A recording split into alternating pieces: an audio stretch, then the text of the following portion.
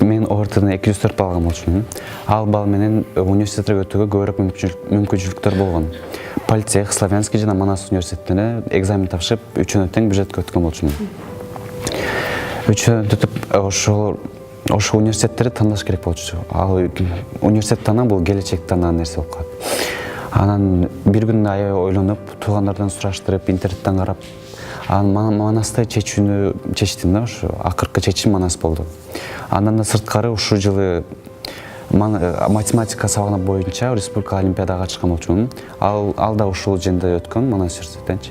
Ошол болгондо бияктан келип көргөндөн кийин жагып калган болчу. Мен Кыргыз-Түрк Манас университетин тандап алым себеби мындагы эң жогорку билим берүү болуп түрткү болду. Негизинен Кыргыз-Түрк Манас университетинде азырда окуп жатып, ушул эң жогорку билим берүүсүн бардык нерсени, бардык студенттерди акысыз билим берүү менен, ошондой эле жогорку технология менен камсыз кылуусун мен байкай алдым. Негизинен мен окууну эки жакшы ийгиликтүү аяктадым. Жалпы республикалык тест түрлөөдөн 217 балл алдым. Муну менен мен башка университеттерге тапшырууга да мүмкүнчүлүгүм болду. Бирок мен бул Манас университетине келип экзаменине катышып, ал жактан да жогорку балл алуу менен экономика жана башкаруу бөлүмүнөн менеджмент бөлүмүнө тапшырдым.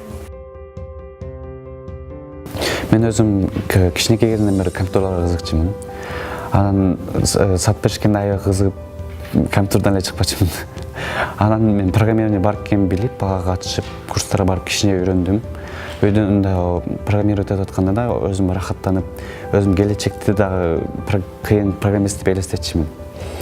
Анан ошондуктан үчөөнө тең университетке тең программистке бардым, бирок именно Манастыкы жакты да. Бул бөлүмдүн тапшыруунун себеби азыркы мезгилде Кыргызстан экономикасы бир аз болсо да өксүп жатат. Мен келечектеги Кыргыздын белгилүү бир ишкерлеринен болуп, Кыргызстандын экономикасын дагы осо өнүктүрүү үчүн салым кошсом деп ушул Кыргыз-Түрк Манас университетине тапшырдым. Анткени мында бүткөндө мыкты адис боло алам деген менин чоң ишеничим бар. 11 класстын башынан эле Секом компаниясы бар, ОРТга даярлаганчы, ошого катышып, ар бир каникулда барып тургам. Өзүм да болсо математика олимпиадага катышып, жана өзүм да апам Кудайга шүгүр орус тилинен мугалим болду.